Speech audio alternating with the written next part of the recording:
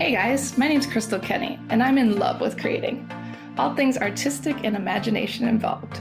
I'm an American girl who chased her creative dreams all the way to Paris, France, making a living using photography. This podcast takes you inside the stories of all the artsy folks I've met along the way and gives you that extra push to discover your creative gifts. The desire to create is deeply inside each and every one of us, and I give you the tools and inspiration to find a new way of living a more creative life. This is La Vie Creative, the podcast.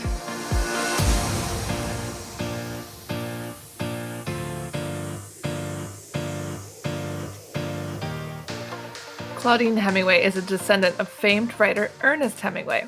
We bumped into each other at a party and decided to team up and dive deep into French history, but with a twist, by bringing a spotlight to those lesser-known creatives in France.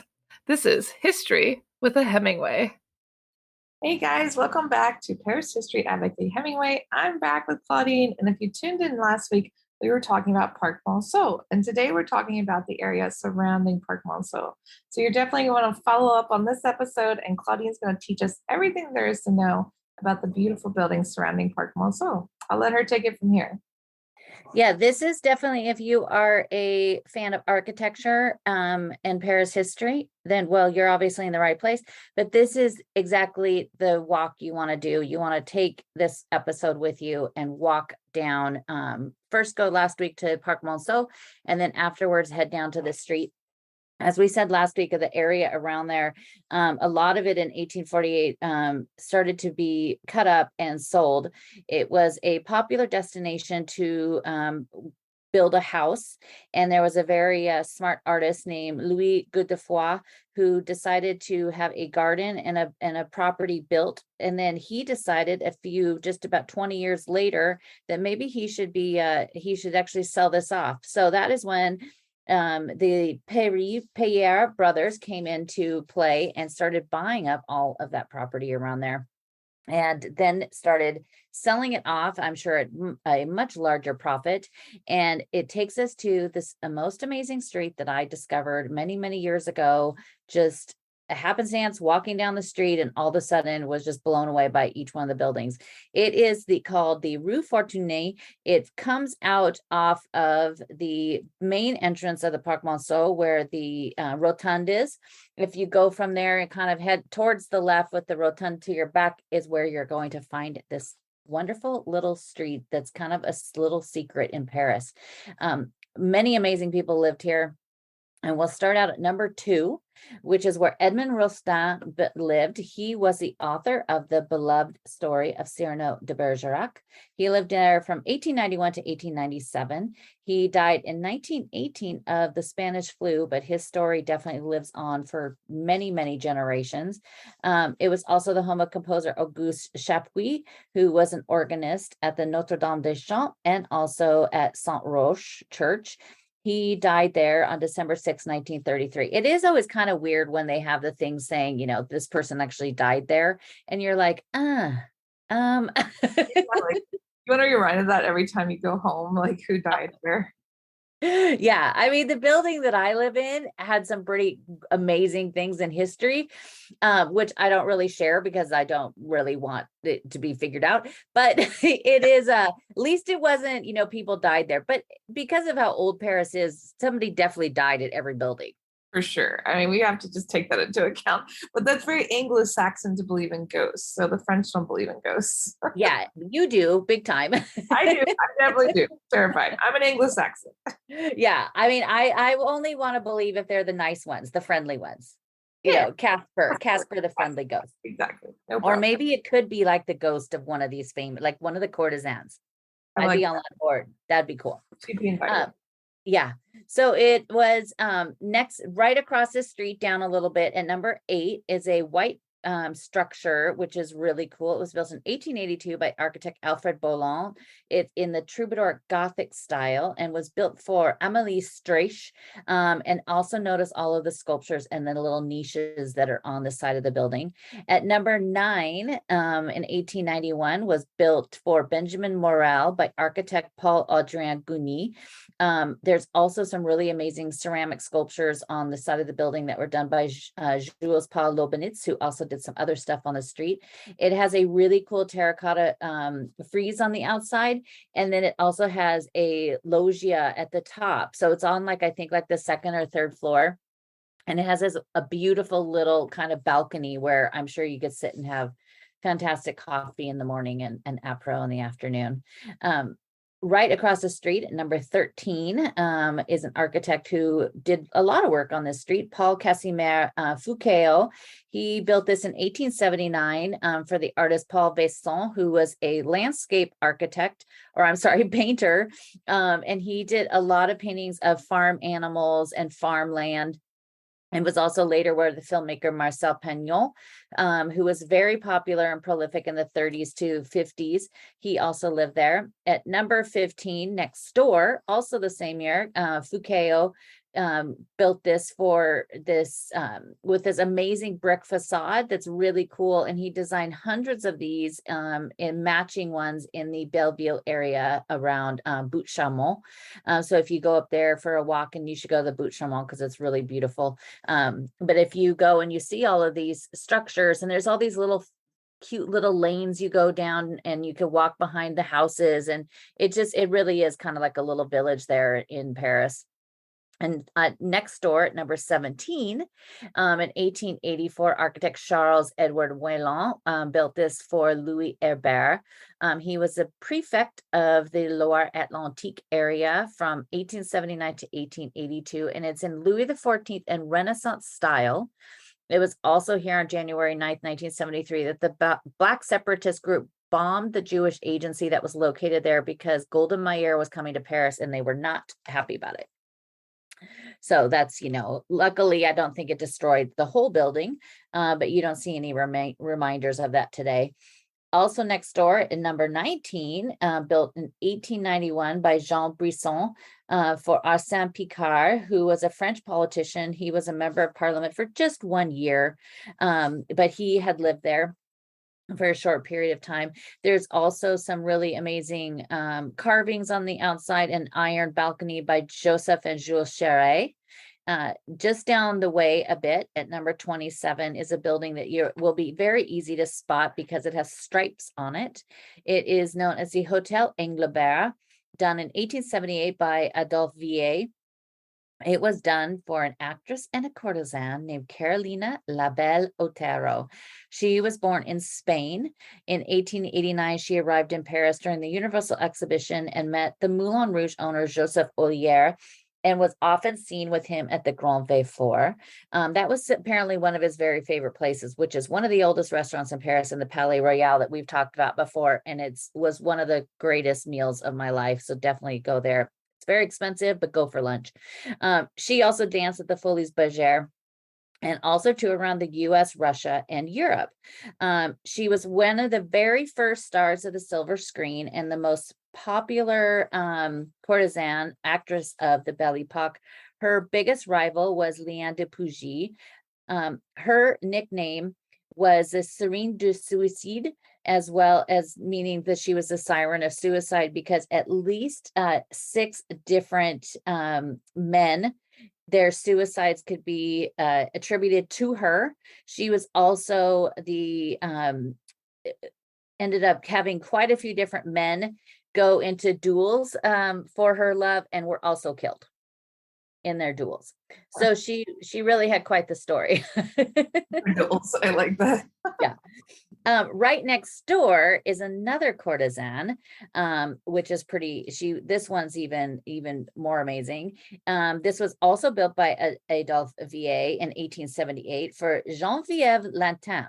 She was an actress and a courtesan, and at 14 years old, her mother had her working at a brothel in Paris, where she met important men, a very important man named Henri Poditz, who was the owner of Le Matin, and introduced her to Adolphe Franck of the Théâtre Gemini. She began to study at the Paris Conservatory, and she was such a hit on the stage.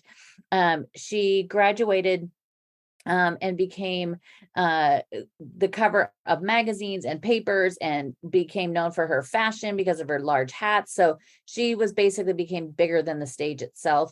But usually all of these, anytime we talk about the courtesans, they usually always had been on stage at the same time, because as we've mentioned before, all of those, the dancers, the actresses, all of them were basically a rung above being a prostitute in the thinking of society at that time, because they basically were selling their bodies, even if they weren't doing it for sex.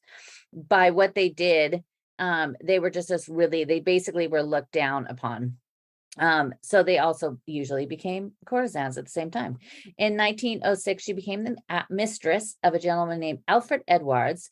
He was the owner of Le Matin, and his fourth wife, Monsieur Serve, was known as the Queen of Paris. She found out about their affair and was said to follow her around in Geneviève, follow her around through the Parc Monceau and the streets around there. She tried to dress just like her, wearing these large hats to keep her husband. Marcel Proust wrote in remembrance about their love triangle using the characters Robert de Saint-Loup and Gilbert Swan and Rachel. So this was a very well-known thing in Paris at the time, this three-way little love triangle. The two divorced. He ended up divorcing the Queen of Paris and married Geneviève on July 5th, 1909. On July 24th, 1911, they took a cruise down the Rhine together, and it was said that she was so drunk on champagne that decided to open up the window in her cabin to get a little air and decided to sit on the edge of the window. The boat jolted and she fell off, and her body was found 2 days later. That's so sad. I know. And so many had thought that maybe he had something to do with it, because it's very, Natalie Wood, and very just this disappearance in the middle of the night out on the water, and who else was there to see it? I'm sure they had servants and stuff just there too. But her grave was put at Père Lachaise. There was a huge procession to get her there. She was buried with her jewelry on, and so shortly after, when people heard that she was buried with her jewelry, they actually went, and grave robbers tried to open her grave and get it back. They were unsuccessful, but then they decided to open it up, take her jewelry out, and put it away for safekeeping. But the amazing painter Boldini painted her once, and it was the painting of her was at just recently at the fantastic exhibit that they had at the Petit Palais of Boldini. Boldini is a lot of people might know him because of that, that story of that apartment that they found, I don't know, like a decade ago, that was basically left untouched for like 40 or 50 years in Paris. Yeah, that was a huge story. It's such a huge story, and there's been like 95 books, like historical fiction books written based on that thing. It's kind of like, okay, enough already. But the very famous painting in there was of Boldini, because he was the woman that owned the apartment was said to be his lover, one of his many lovers. Ooh, really? That's full circle.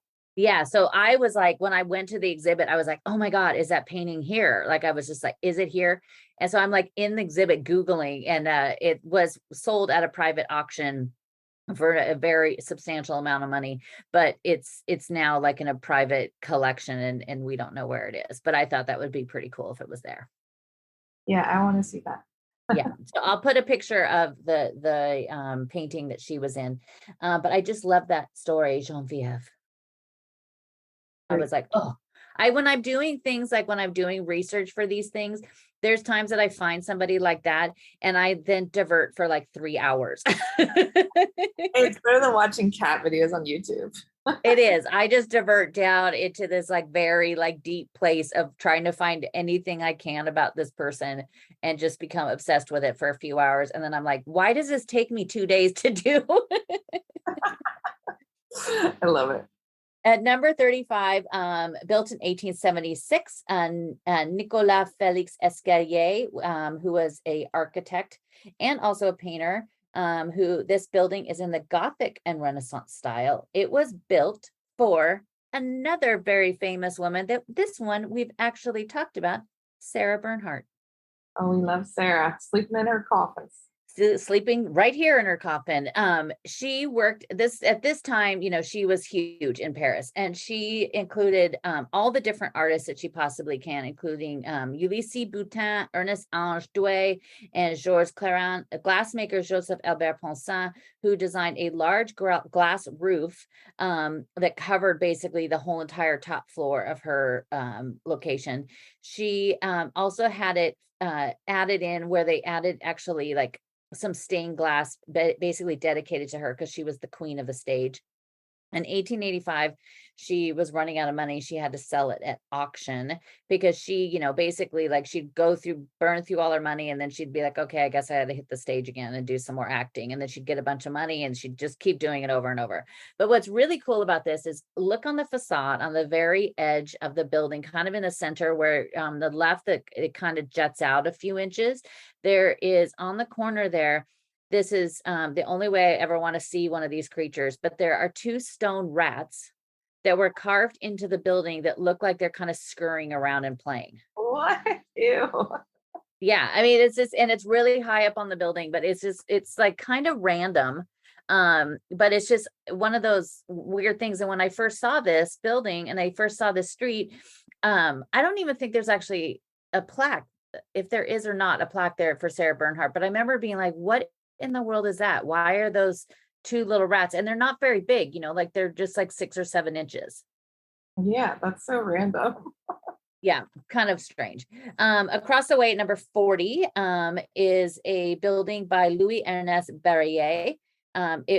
He ended up doing a lot of the public space monuments and for the state and all over France, including La Défense and 4 more that are in the Orsay. Many of his statues and monuments he did were melted down during World War II under the Vichy regime.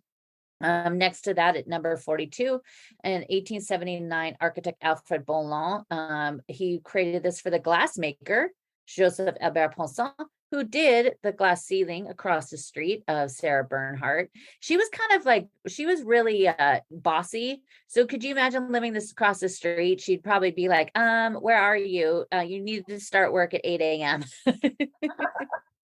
You're not wrong. But the caryatides on this building are really, really cool. There's also copies of mosaics by Bernard Palissy, who we talked about when we talked about the Tuileries. At 46 is a neo-Renaissance building built in 1880 by Eugène Flamand. This is where the former president, Nicolas Sarkozy, lived when he was a child. His grandfather had his doctor's office there. And so he spent quite a bit of time and lived there for a short period of time.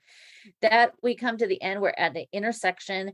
And this is where there was a huge uprising during the Commune on May 21st, 1871. Huge barricades were created around the area by General Ladémont. It also ended up destroying an atelier that Manet once had right there. Well, that's a shame. We could have visited his. Yeah, but we'll take a short little jet off to the left just a tiny bit, because there is straight across the street from there, just to the left a little. This is the Avenue de Villiers, and it was straight across at number 43. Was a building by Nicolas Félix Escalier. He was an architect and had this built for Jules Michelet in 1876. His wife also modeled for Boldini. In 1878, he sold it to Guillaume Dupuy, who was an artist who painted the ceilings for the Comédie Française. He also did the Hôtel de Ville, the Élysée Palace, and part of the Sorbonne Library. In 1921, his heirs sold it to the niece of Jean-Jacques Henner, and it became a museum in 1924. Have you been to that museum before? No, I've never been to that one. Me too. It's really small. When I went there years ago, it was literally me and the people, like one security guy and one guy taking tickets. That was it in the whole place. It's not very big, but it's really cool because it's very small, and you go up, like I think it's 3 floors. And all of the floors like squeak and, they creak when you go in. And he was really known for doing a lot of paintings of redheads. So a lot of times whenever you see some of his paintings in the Orsay, these beautiful models with long red hair were mostly all done by Iner. He studied and he also had a studio in the Pigalle area with Pierre Puvis-Chavon, who was the first painter that painted our very first gal of the podcast, Suzanne Valadon. One of our favorites. One of our favorites. It's open Wednesday through Monday from 11 to 6, and it's about €6, but it is really cool to just pop in there. It wasn't where he lived, but it was where a former painter did live. So you do get that feeling. There is, when you come in on the ground floor, there's a really pretty winter garden that's really beautiful on the ground floor. And then you just kind of circle up. Everything's like dark wood, and it's a really neat museum. And again, nobody's going to be there. Also right across the way, just down a little bit, we'll turn around and start heading back because we are going to see our friend Sarah Bernhardt again in a minute.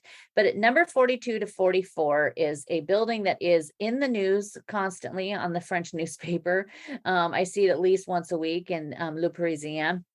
Built in 1800 by Lucien Magna.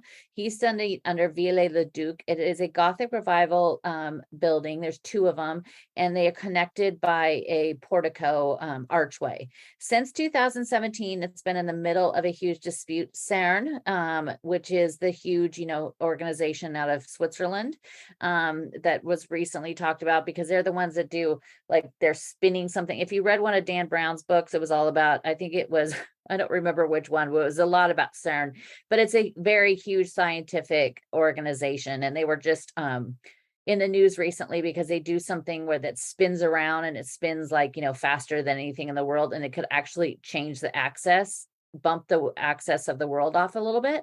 What? That sounds terrifying. Yeah. And so, but so they want to build, if you are standing there and you're looking on the outside, you look through, they're trying to build this more modern building behind it. And so the owners of this two building, and basically the historical society, is saying, like, wait a minute, you can't do this, because they worry about just the act of, like, things being built into the ground and all of that, just force, that it could destroy these two buildings that are just absolutely gorgeous. So I keep an eye on, I keep looking in the news to see what's going on with that. They did end up getting an injunction for a little bit to hold it off. But they're really beautiful buildings, and the archway is really pretty. So hopefully they come to an agreement so that it doesn't do anything to destroy these really cool buildings. Yeah, I would hope so. Like, they got to figure that out. Yeah, hopefully they will. But we're going to go down a little bit, and we're going to go into we'll see one of the newest monuments here in Paris, but it is the Place du Général Quatre. It was created in 1862, and there's a few statues and monuments in here that you may recognize the name. The first one is to Alexandre Dumas, of course, of, the Three Musketeer fame. It was done by Gustave Doré. It was inaugurated on November 4th, 1883. You see he's sitting up there at the top in his chair in bronze. At the base of it is a bronze sculpture of D'Artagnan at the base. And the base was done by Joseph Anton Beauvoir. And then around it, it has the allegories of reading. There is also one dedicated to his son, Alexandre Dumas Jr., by René de Saint-Marceau, that was dedicated on June 12th, 1906.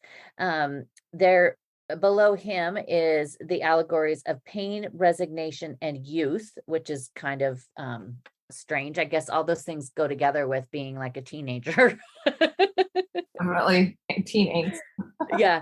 He lived just down the street at number 98. So that's also why a lot of times these statues are placed in certain places, because a lot of times these people live near there, or there's something about that area that has them tied. It's not usually completely random. But just off of that, and this is one of those funny gardens, because if you look at it from above, it almost looks like a Scottish flag, because the streets come in from 4 different sides, but like at angles. Off to the side, there's another little garden that's called the Garden of Solitude. It was just created this year, 2022. It's named for Rosalie, who was a Guadeloupe slave who died in 1802. She was raped by a white sailor that was on the boat where she was taken to the West Indies as a slave.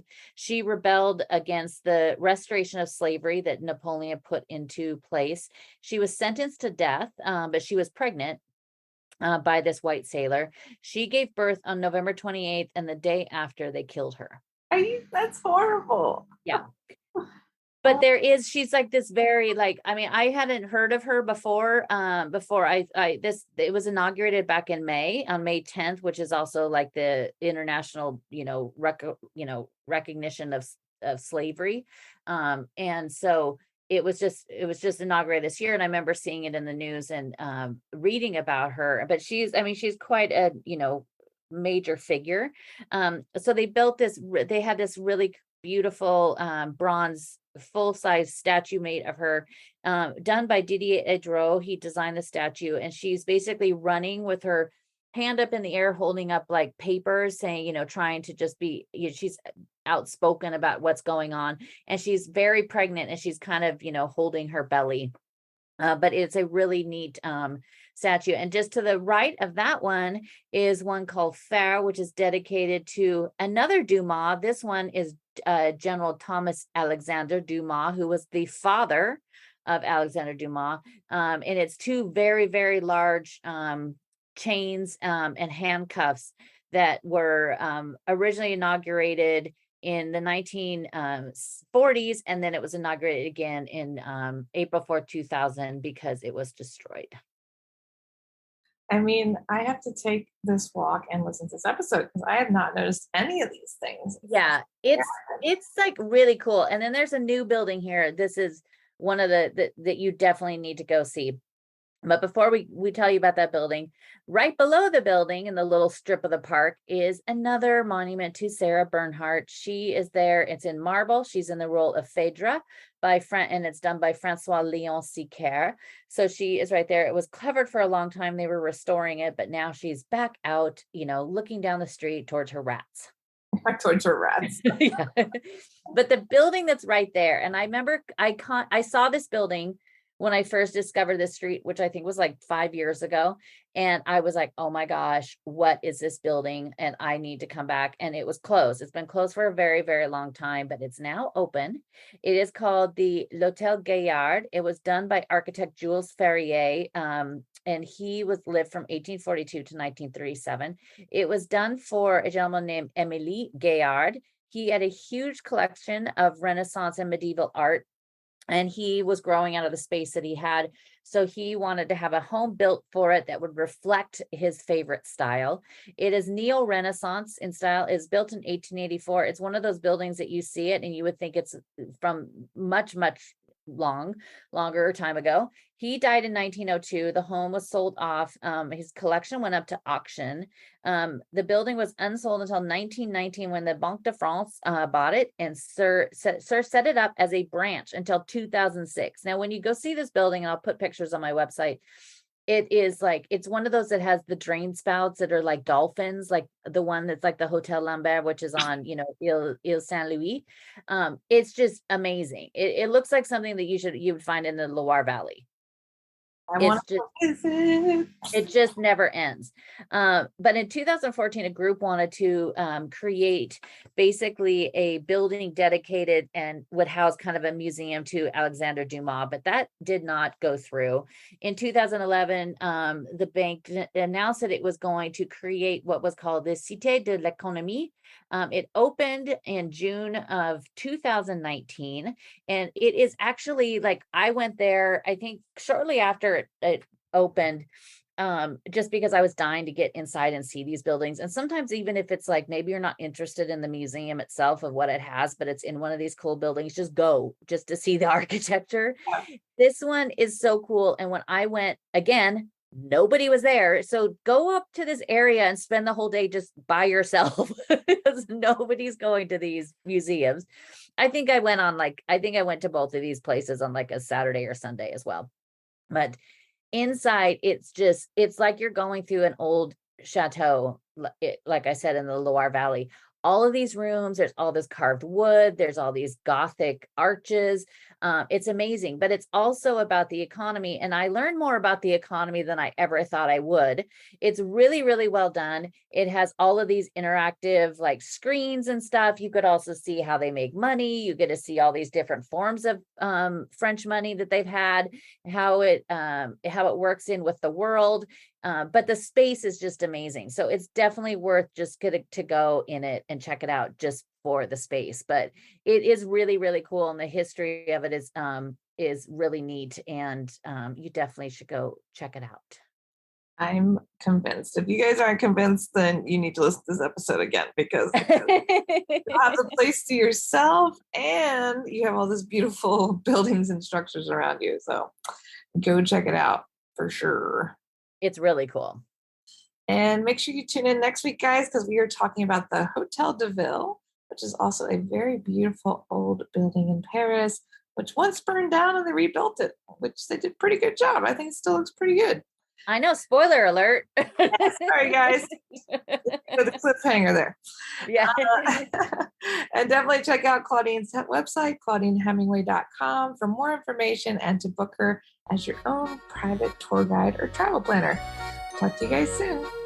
Thank you for listening to Paris History Avec a Hemingway. If you want to find out some more, you could always find me on my Instagram page, Claudine Bleu Blanc Rouge, and that's BLEU, as in the French way to spell it. And each day I post a daily history lesson about a person or a place or something in Paris, or it's lots of fun facts. And then also at ClaudineHemingway.com, where you can also sign up for my newsletter there.